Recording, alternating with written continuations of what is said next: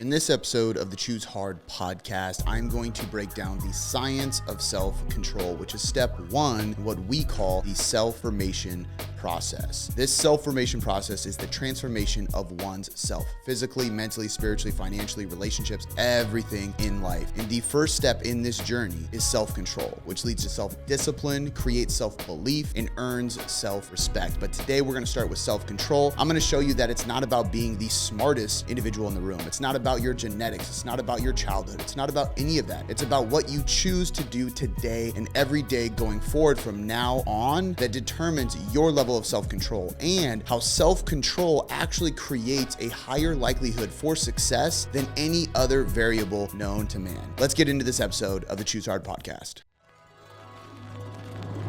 The greatest things in life all start with a challenge. You must accept that everything is hard before it gets easy.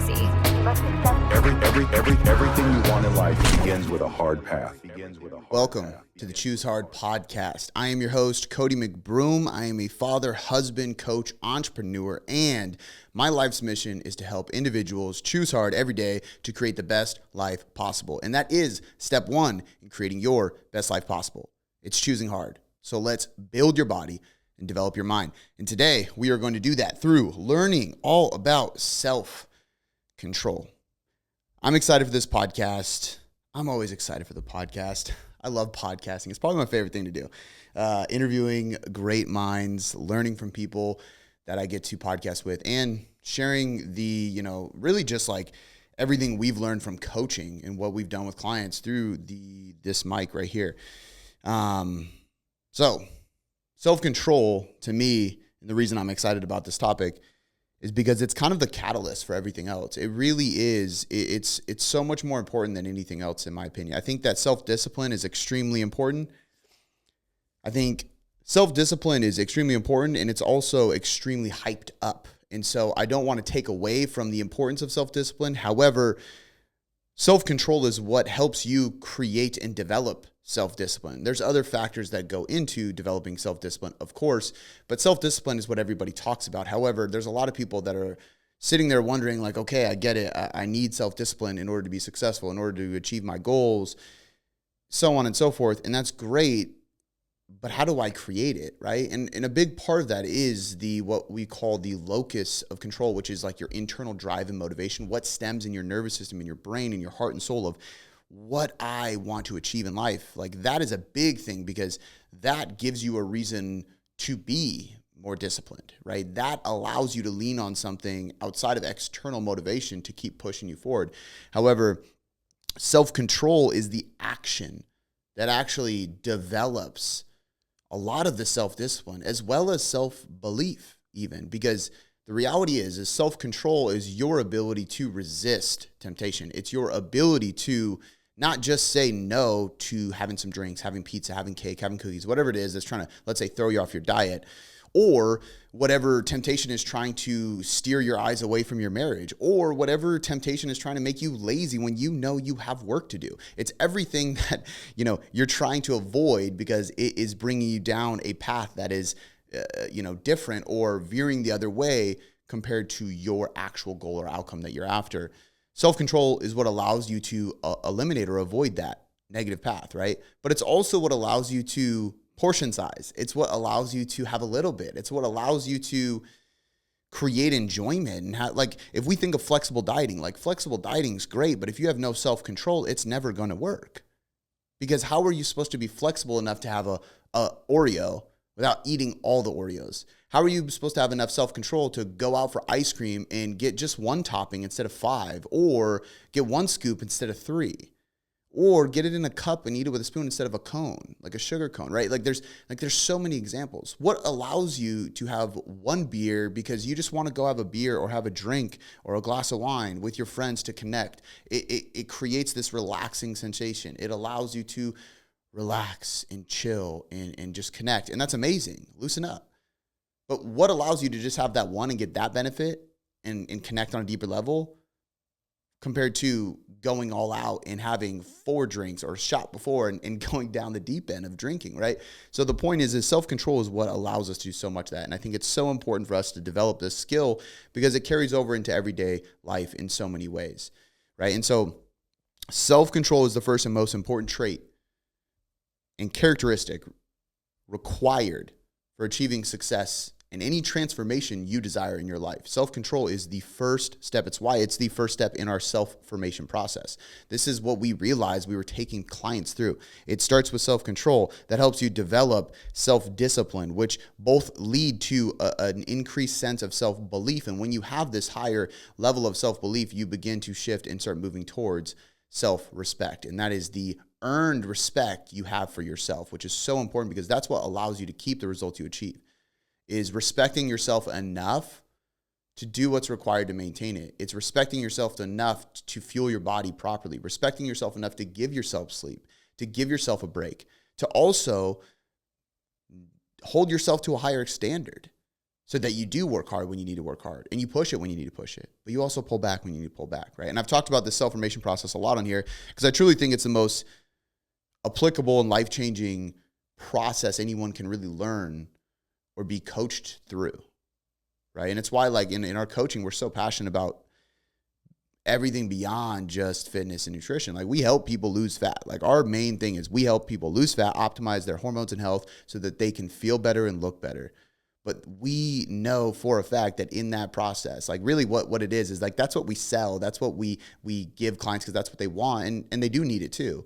But also, like, we also give them what they need that they don't realize they need, which is the mindset, is the discipline, is the control, is the self-belief and the confidence, is the self-respect. It's the community, the accountability, right? And so to develop that, it goes through this process. So I talk about it a lot. And today we're going to start with the first step, like I said.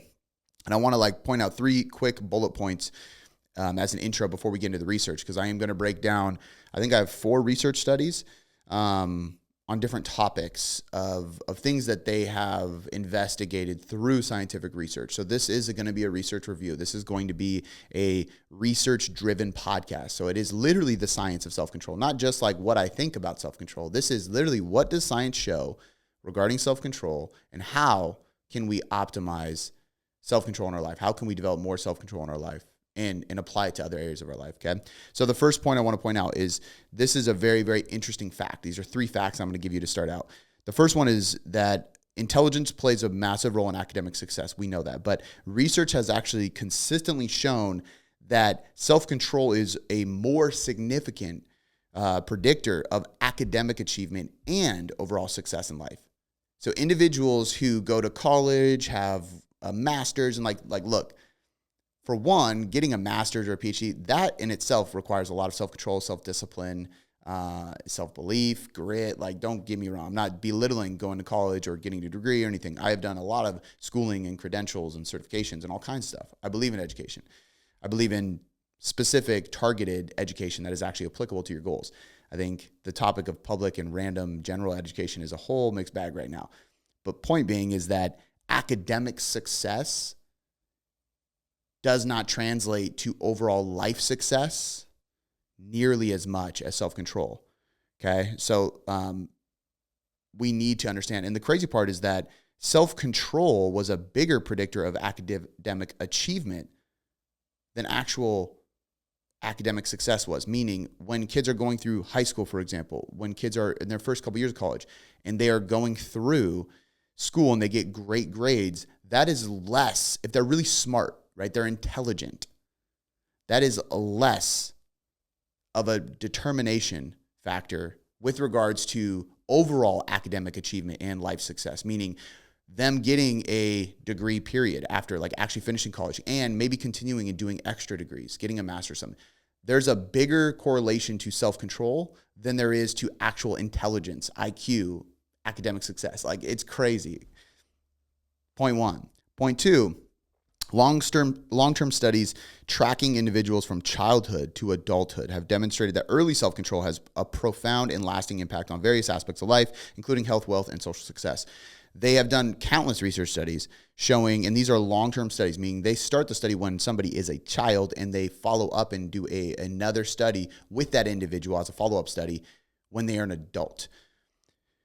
Adults are more likely to be successful in life, health, wealth, and social environment, social relationships, social success, if they have a higher degree of self-control. Many of these studies looked at delayed gratification as well, which delayed gratification and self-control are two very, very commonly correlated factors, because in order for me to show delayed gratification and actually follow through with delayed gratification, I actually have to have a lot of self-control. It requires self-control in order to build and do and follow through with delayed gratification. Delayed gratification is me saying like, okay, I'm going to drink this whole can of Jocko Go right now because I just want to, I want to have it. But the problem is that I only have one of these left and I need energy all day, and it's the morning here at my office.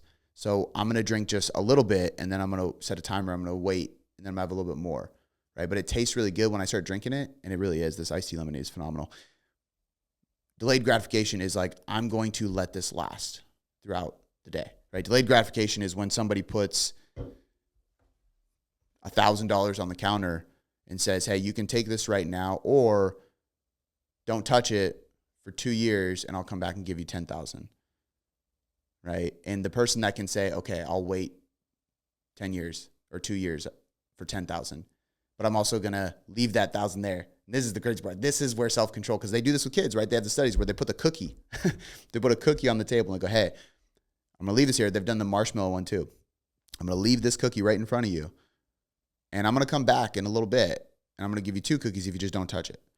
Okay. And so kids' ability to resist eating the cookie, especially because they don't know when the person's coming back. I can't remember if they actually tell the kids how long they're going to, until they return with the second cookie, or if it's just an unknown time frame. But the reality is, if you have children, you know that they have zero idea. We're out in the cul-de-sac playing all the time, and Blake will be like, can I just have 1 more minute? And we're like, yeah, 1 minute. And we put a timer on, and then we're immediately like, all right, time to go in. And she's like, wait, what? I'm like, you have zero idea how short 1 minute is for playtime, right? And so they have to sit there and look at this cookie until the person gets back. The kids that can practice self-control and not touch the cookie are way more likely to be successful in life. Now, I'm not sitting here on a high horse claiming that my daughter is going to be able to resist the cookie, because it ain't easy. And I think we've done it before on camera, and I don't know if she actually did it. But point being is that you can practice skills with your kids, and it will determine their success and their achievement and their ability to have a higher likelihood for health, wealth, and social success in life if they develop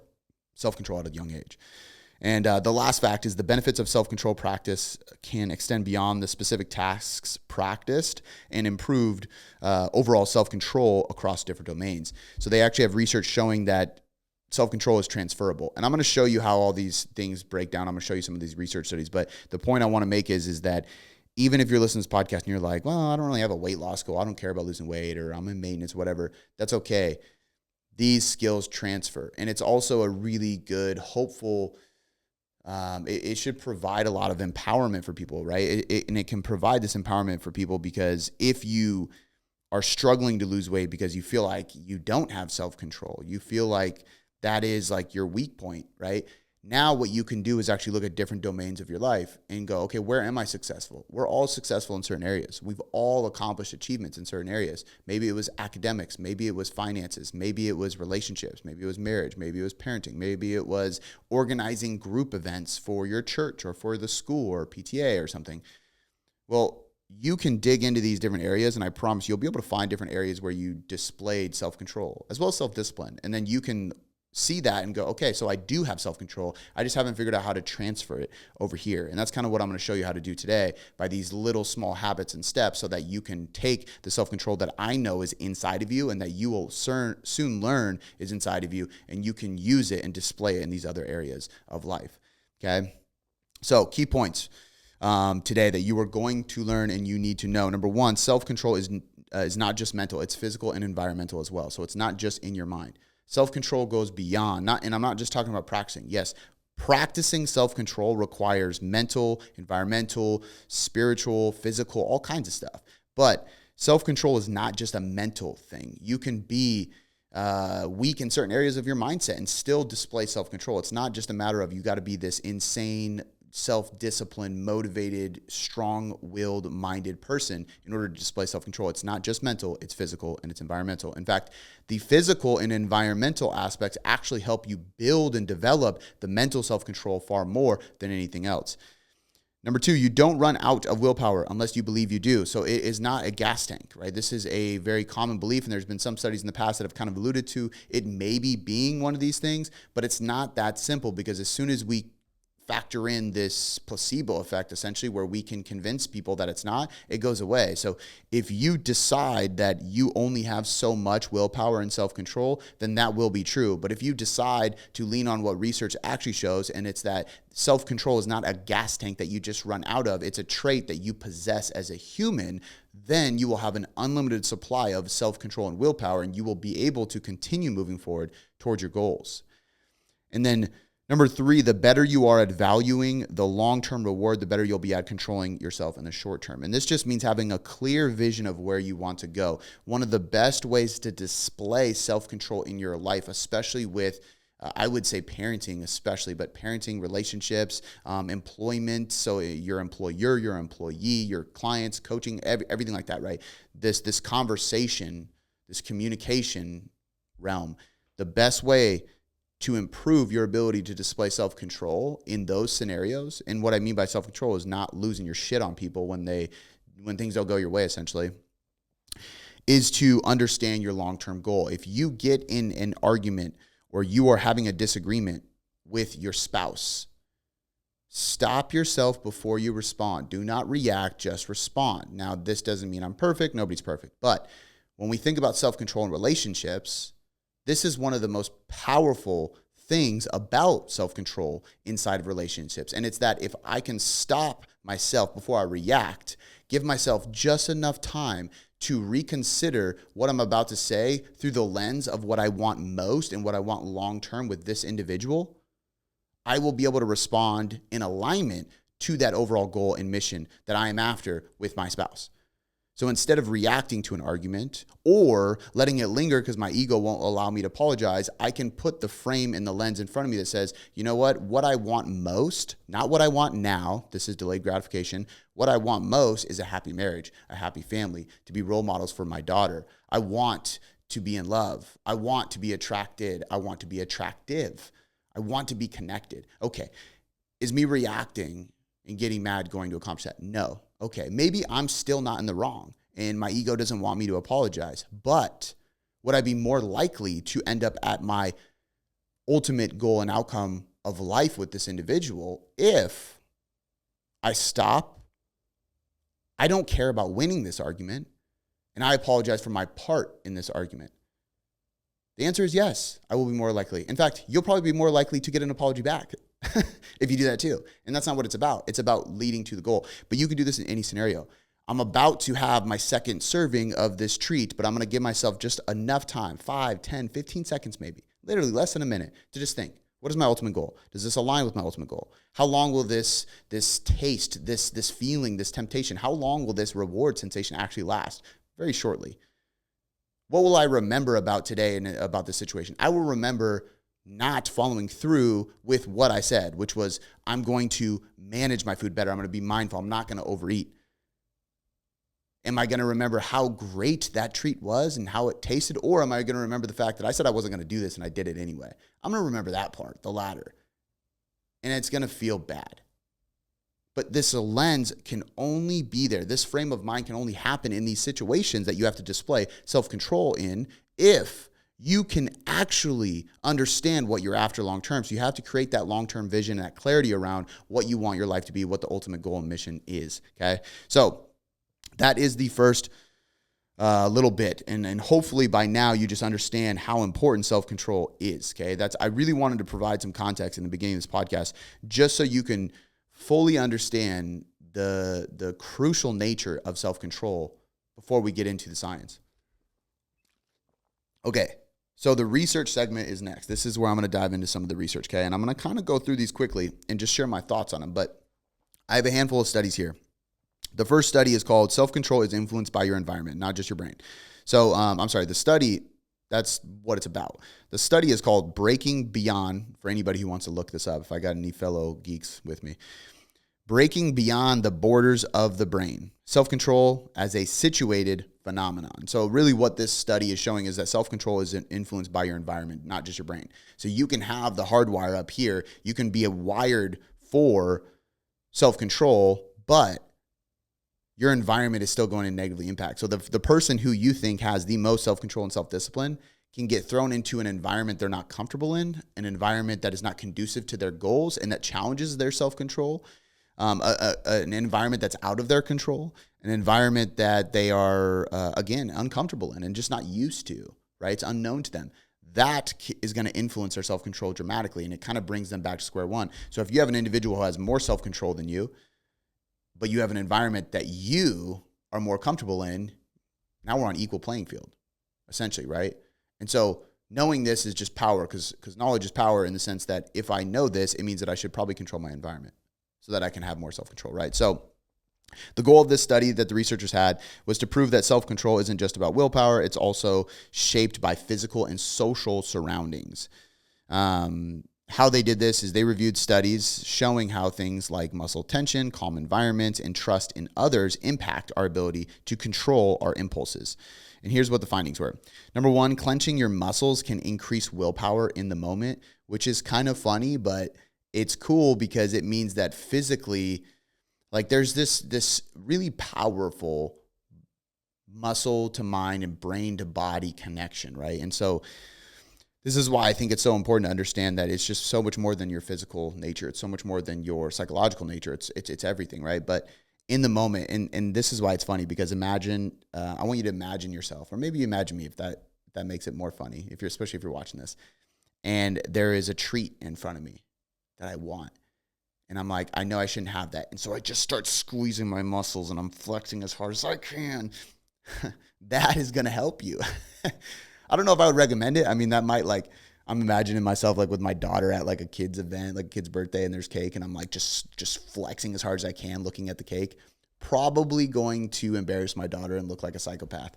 So I'm not going to do that. But clenching your muscles can increase willpower in the moment. So maybe if you're alone. But the point is like there is this nature of like, I mean, if you really think of willpower and self-control, it is a sense of resisting, right? I'm resisting this temptation. So the nice part about it is that there's this physical nature of resistance that we see in the gym, right? When I am doing a dumbbell press, dumbbell row, even a dumbbell lunge with my legs, I'm going to squeeze the dumbbell as hard as I can because I want to create as much tension as I can. When I create total body tension, I have more stiffness in my core. I have more rigid-like muscles. I have a better posture because I align my joints. And so long story short, you are going to be more likely to perform the exercise better and safer and prevent injury, right? Which is really cool. But the cool part about this is that translates into the mental aspect of control as well. It's not just physical control, but implementing the physical can help the mental control. Being in peaceful environments helps you resist urges. That would make a lot of sense as well.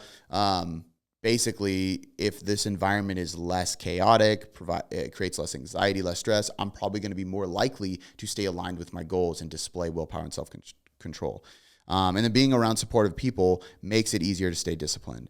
And so the big takeaway here is pretty simple. You can boost your self-control by changing your environment. And you can do this by like just cleaning up and tidying the workspace you're in. You can surround yourself with people who are going to push you and also support you growing in the area you want to grow in. And you can create a calm setting when you need to focus. You can also implement the aspect of creating tension in your muscles and just knowing that there's a physical nature to it. Even if that doesn't mean I'm going to squeeze my muscles hovering over the cookie jar, but maybe it means I'm going to go on a walk and be physical for a moment, because physicality on a regular basis might lead to better self-control. And this would be a really good reason to implement some kind of morning activity or exercise, just from the simple sense that I'm going to fire my muscles. I'm going to tense my muscles. I'm going to be physical this morning, because that's going to lead to a more self-controlled version of myself. And the thing I want to add here too is just understanding that, like, what we can do is be physical. We can make sure that our environment is calm and is nurturing to us. And we can also make sure that people around us know who we are, what we're about, and what we're after. Be yourself, be authentic, be transparent. Don't surround yourself with people that don't allow you to do that. And if you feel like you can't do that, honestly, the best thing to do is say, screw it, be yourself. And if anybody in your life cannot accept you for who you are, they don't deserve to be in your life.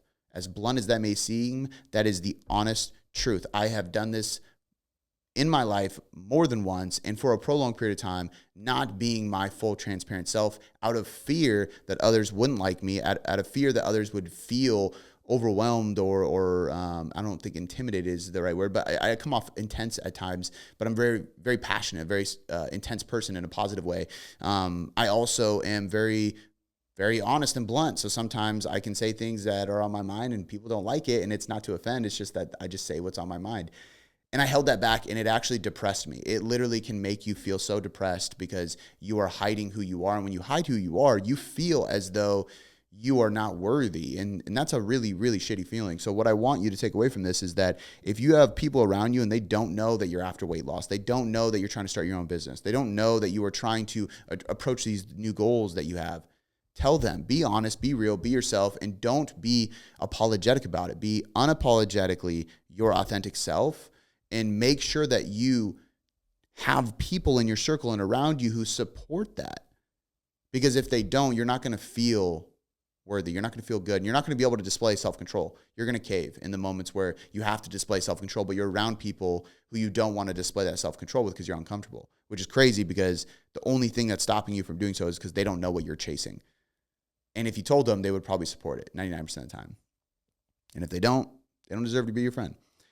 I need to interrupt the podcast for just a moment. I promise this will be quick. But if you've listened to the podcast for even just a few episodes, then you know that I am huge on having a journal practice in your daily routine. There are so many studies that show it increases your positivity. It increases self-worth and self-belief. It's going to help you execute on bigger tasks and develop new habits. And it's also shown by research to decrease stress, even the cortisol hormone itself, which is wild. But it's also going to help you manage anxiety, depression, overwhelm, countless other things. And yes, I'm literally just talking about taking a pen or a pencil and writing on some paper for just a little bit. But if we want to take it to another level, we have to write specific things. And that's where most people struggle, is what to write in your journal. So I created our Tailored Life Journal. You can find this at TailoredCoachingMethod.shop. All the prompts are backed by science, research, and a decade plus of myself buying every great journal under the sun to test out the prompts and figure out what works best to create a positive, purposeful, and a productive environment for my day. So once again, head over to TailoredCoachingMethod.shop, grab yourself a journal. They are cheap, they are effective, and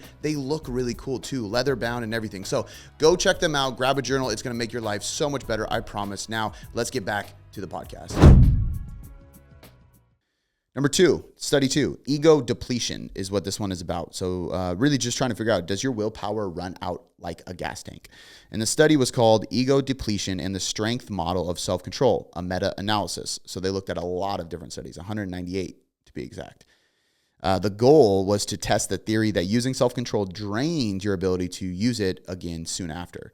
They reviewed 198 tests from 83 studies. So I apologize, not 198 studies. 83 studies that displayed 198 different tests where people did one willpower task, then another. So they had to display self-control, then they had to display self-control again in the same experiment. And the findings were that people did worse on the second task, but not always.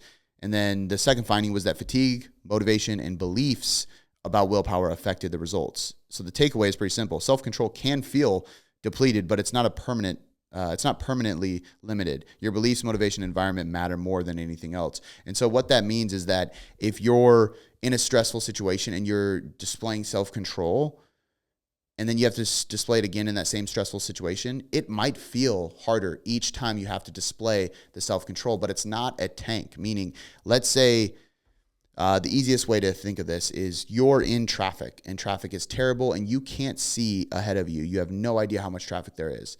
And maybe something is happening that you have to display self-control. Maybe there's people honking behind you and there's nowhere you can go, obviously. So you're pissed because you're like, why are people honking? Obviously, I can't move forward, or I would move. I don't want to be stuck in traffic.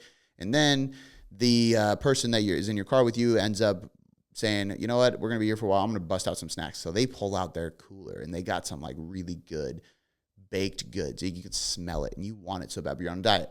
And you're sitting there and you're like, oh my God. And then the people are honking again. So there's these moments of like, I'm not going to yell at them or flip them off. Oh, I got to avoid these baked goods. Oh my God, these people are honking again. I'm still not going to flip them off. I'm still not going to yell at them. Oh my gosh, he just pulled out my favorite type of milkshake now. What is going on? And then they're honking again. Like this is after, right? But then out of nowhere, you see the light shining in front of you and the cars start to dissipate away, and you're able to just drive at full speed. Within a few seconds, it clears up. It's almost like there was one person stopped in the middle of the road, stopping everybody on all lanes for no reason. There's no accident. There's no cleanup. There's no stop. Like, now, your environment just changed dramatically. The smell, maybe somebody cuts you off. You're like, that guy's in a hurry, getting nowhere fast, and you just laugh it off like it's not a big deal. Why? Because your environment changed. So my point is that what these studies show is, yes, it can be more difficult as you have to display self-control. If it's on a repetitive manner, you have to display it again and again and again and again. But that can change if your environment changes. So we'll talk about the application briefly at the end, but like a really quick, easy tip. If you have baked goods, junk, beer, whatever it is in your fridge, in your pantry, at home waiting for you, you should probably get rid of it. If you can't control yourself around those things yet, don't have them waiting for you, because who knows what's going to happen at work today, and who knows what's going to happen on the way home. Because if you go from a shitty day at work and a terrible drive home, and then you walk into a house full of junk food and there's no prepped meal for you to lean onto, you have to display self-control. You're trying to lose fat, but all you have in front of you, and you're starving and you're angry and you're pissed off at people from work, and the drive took longer than expected. You don't have a meal prep for you, and the only things in your pantry and your fridge that you can eat quickly are pure shit. Force yourself to cook. You'll survive. You're not dying. You're just hungry, right? But this is a perfect example. If you come home and the environment in your house is better, right? This is like a really easy example. Like me and Shannon try to play like Forrest Frank or like worship music or something quietly in the background sometimes when we're cooking, we're chilling, because it's just like a nice noise in the background. It's just white noise, but it's positive, uplifting worship music in the background. It is so positive for myself, my daughter, and my wife to be around subconsciously that it can help shift the environment and improve our actions and our responses and everything. So control your environment anytime you can, because sometimes you can't control your environment. And yes, when you can't control your environment, sometimes it feels like self-control is depleting. But if somebody is able to change your mindset, your beliefs, or your environment, you will immediately have more self-control. So it's not a depleting. It's not a gas tank that runs on empty. It's a trait that can be hard. And this is where self-discipline comes in. The more you have to repetitively act on self-control or display willpower, the more you need self-discipline, right? But if you can control your environment, you don't need to as much. It's easier. The third study is about brain activity, which can predict real-life self-control. So the study is called Predicting Real-Life Self-Control from Brain Activity and Coding the Value of Future Outcomes. This one's a little bit confusing, to be honest with you. I had to read through this a few times, but it's a good one. So the goal was to see how your brain responds to long-term rewards and how they can predict how much self-control you have in everyday life. So basically, they're trying to determine if you can envision long-term success, the reward or the outcome. And the reward is not just like, okay, I'm going to earn money after this. You know, the reward is, you know, we just did like it's rapid. By the time this airs, it'll be over. We did the Summer Shred Challenge, which shout out to everybody who did that. I mean, we kept it really low key because this is our first time doing a transformation challenge or a group.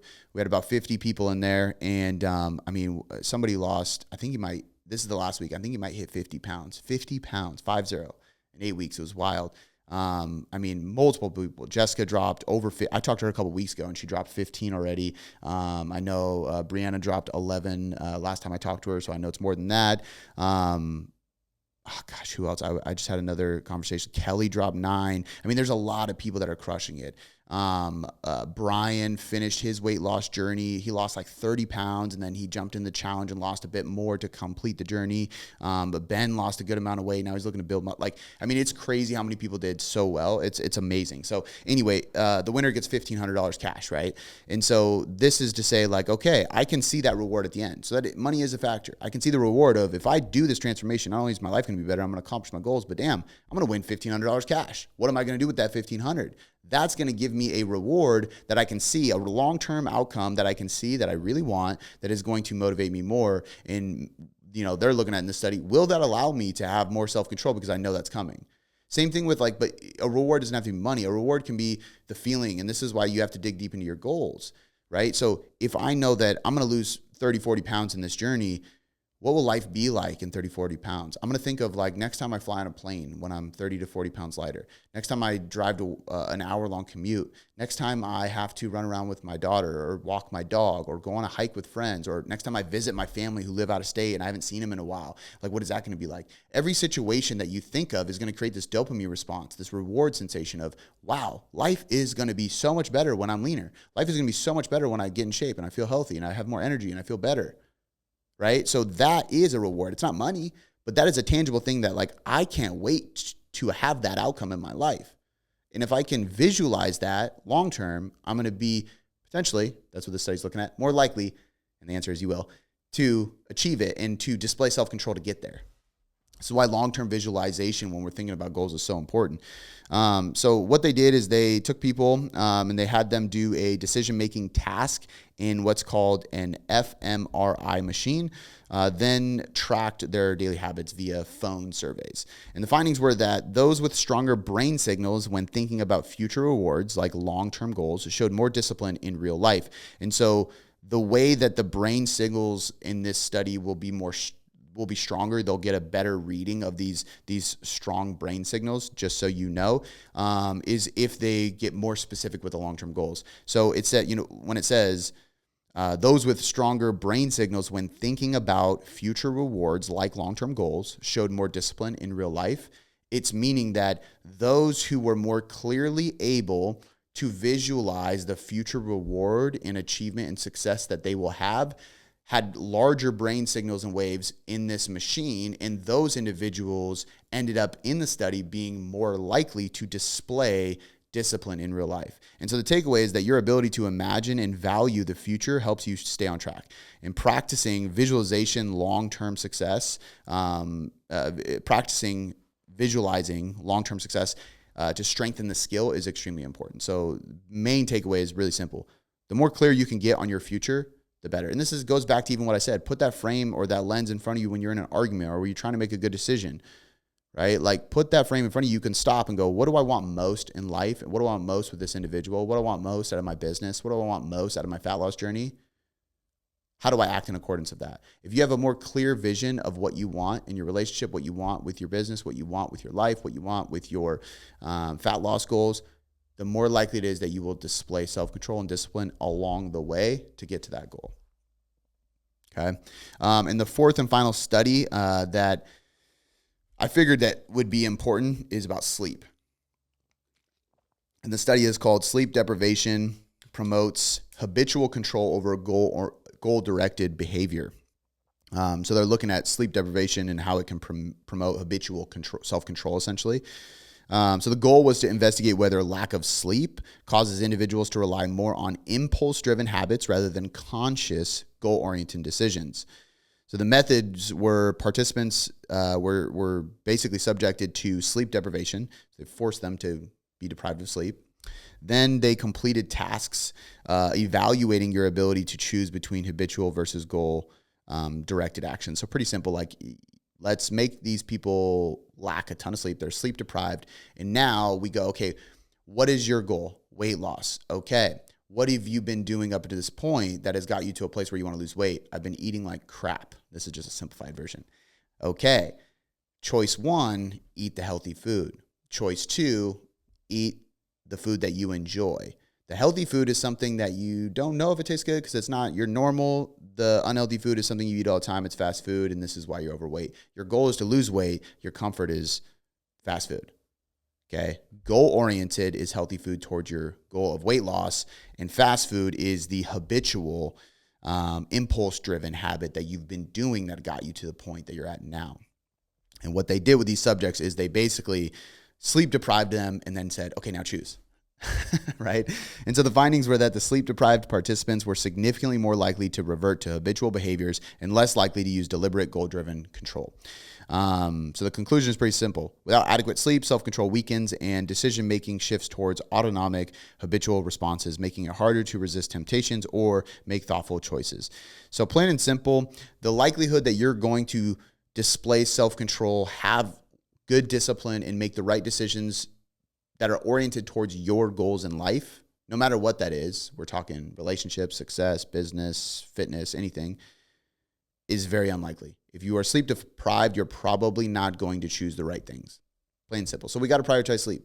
And I would even say that means stress management in general and health in general, but sleep deprivation is going to be a key. Okay. And so based on the research above, I have some really just like science-backed methods and practical strategies for you to implement. Okay. And that's how we'll kind of conclude and wrap up this podcast on the science of self-control. I already kind of touched on a lot of these, but I want to just summarize the main takeaways that I think if you want to avoid thinking too much about the science behind self-control and what your brain's doing and how they compared the groups and stuff. Hopefully by this time in the podcast, I've just given you enough proof and evidence that this is really important. There's a lot of research on it, and there is absolutely a way for you to improve your level of self-control, and then you can translate that and transfer that to any area of life. And so these 5 things are really like what you have to do. And the first one is to shift your mindset away from the willpower is a limited resource belief. A lot of people believe that the resource or self-control is a resource. So a lot of people think that your self-control is like this type of fuel that is sitting in a tank. And once you run out of that tank, you got to go fill up. And maybe you go fill up by sleeping or something like that. And there was a time where they thought that because they did these studies where they didn't really vary their environment or their physical nature. All they looked at is, like I said before, putting somebody in traffic and then repetitively making them display self-control. Well, if you're in the same situation, it goes from using self-control to needing self-discipline. And if you don't already have the self-discipline, it's going to be very hard. And regardless, at a certain point, you might cave, right? The person with more discipline might last longer. But the key is to first stop thinking that it is a limited resource. It is not. You have the trait of self-control.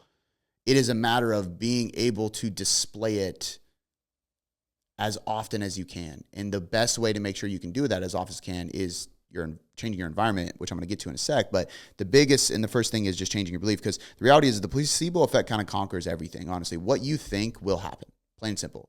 You are what you think you are. So if you think you are something negative, something unworthy, something shameful, like that's what it's going to be. And it's sad, but you have to, and it's, look, easier said than done. Everything is easier said than done though. So stop saying it's easier said than done and just start acting in alignment with what you want in life, plain and simple. And the first thing to do in order to get what you want in life is to have more self-control. And in order to first start building more self-control, it's to understand and fully believe, because it's true, that willpower and self-control is not a limited resource, but it is a skill and a trait that you develop over time and can use more and more in harder situations, the more you develop that skill and that trait, okay? Number 2, practical application, is that you need to practice reflection and future thinking daily. So I would suggest journaling or meditating. As you know, we have a journal. The website has actually changed. It's not TailoredCoachingMethod.shop anymore, although I think that redirects you to it. But it's choose-hard.shop. I wanted everything to just be in one place for the podcast. So choose-hard.shop. Or you can just go to choose-hard.com and there's a shop tab. It'll take you right there. But you should grab a journal, and you should probably meditate or pray every single day. Get some quiet time in your head to just reflect, to think. And if you can sit there and reflect a bit more on what you've done in the past, reflect on situations you've gone through so that you can kind of run through, like I always talk about game tape with my clients, like think of the game tape. What could you have done better? That's a part of reflection that's really key. And then the other part is future thinking. Visualize the future success you're after so that you can make actions and habits and steps and decisions that are in alignment with that future version of yourself or future outcome that you're after. Number 3 is train self-control with small, less taxing, and less consequential actions or practices. So begin to use self-control on little things, like a really good example of this, and this is stuff that I do that really helps me, is any moment that I just don't feel like doing something, but it's clearly a really easy thing to do, I try my best to stop myself and do it anyway. So if I see something on the table and I notice it, but it's not a big deal, it can stay there. But I've noticed it and I go to walk away, I'm going to stop myself, turn around and do that, because it's inconvenient for me to stop, turn around, go grab it, and then find a garbage and throw it away. But what I'm doing there is I'm developing self-control because I want to just walk away, and it takes self-control to stop myself, take the time to go grab it and throw it away. And that's a very small, unconsequential display of self-control. Like nothing bad happens if I go do it. Like it's unconsequential. There's no consequence. There's a positive even, right? If I'm mowing the lawn and like there's like a little bit of grass on one side and I got to walk all the way to the other garage our detached garage, grab the blower, then walk all the way around the back of the fence after I just mowed a half-acre yard. Like, that's annoying. But if I see it, I notice it, and I tell myself, like, screw that, I don't need to do it, I immediately start thinking, like, damn it, I got to go do it now. Right? If I didn't notice it, it is what it is. But, like, little tiny things that are unconsequential, what is that going to do? It means I'm going to get in the shower 3 minutes later than I would have otherwise. Big deal. Okay, so train self-control on a regular basis with small, less taxing and stressful and unconsequential actions and practices on a regular basis. Those small things build up into a high level of self-control, which you will have to display at some point. You just don't know when. And then number 4, change your environment to encourage goal orientation and eliminate temptation. So make sure you're in a goal-oriented environment. So again, like if you have a stressful day at work and a ride home, make sure you're not coming home to a bunch of crap cookies. Right? Come home to a positive environment. Come home to good music playing in the background that lifts your spirit. Come home to healthy foods that are already prepped and planned for you, because you don't have to display self-control, which is eliminating the temptations, and it's creating an environment that is more conducive toward your goals, which doesn't require as much self-control, but it reinforces your goals. And the more you reinforce your goals and eliminate temptations, the more you will be bought into the goal, and the more bought into your goal, the easier it is to display self-control. Meaning, maybe you don't have to use any self-control for that. But if you lose 10, 20 pounds because of that, you're 10 to 20 pounds down when you have to finally display self-control. It's going to be a lot easier because your reward is much greater. The stakes are higher. The consequences are now greater. And you will be able to display that self-control better. And then the 5th one, the last one, is just really just obvious if you didn't figure this out by now. Prioritize your health. Sleep, diet, training, cardio. Do hard stuff in the gym. Make sure you're eating really well. That's going to keep your body healthy, including your brain. You're choosing things that are going to be goal-oriented, like I just talked about when it comes to diet. And you're getting enough sleep. Sleep deprives you. Sleep deprivation, having bad sleep is going to directly lead to less self-control. So prioritize your health, plain and simple. And if you're listening to this podcast, I got to imagine you already know that. So just go do it, okay? That is part 1 of this science-based self-formation series there's going to be 3 more episodes. We're going to cover self-discipline, self-belief, and then self-respect. But I wanted to touch on this one first. This is a topic I've talked about many times, but I have not done yet a science of self-control episode. So I was excited about this. I hope you enjoyed it. Leave us a 5-star rating review if you did. Share this with a friend who needs to develop self-control. Or maybe if you want to do it in a nicer way, just say, hey, this is a really cool podcast I like. He's got a lot of episodes, but send him this one. Or if somebody's struggling with their diet, send them this and be like, hey, I think you should, really, really believe in yourself and encourage them. Let them know, like, hey, you do have what it takes to accomplish your goal. Check out this podcast. It's going to teach you the science behind why that's true, so that there's no opinions involved.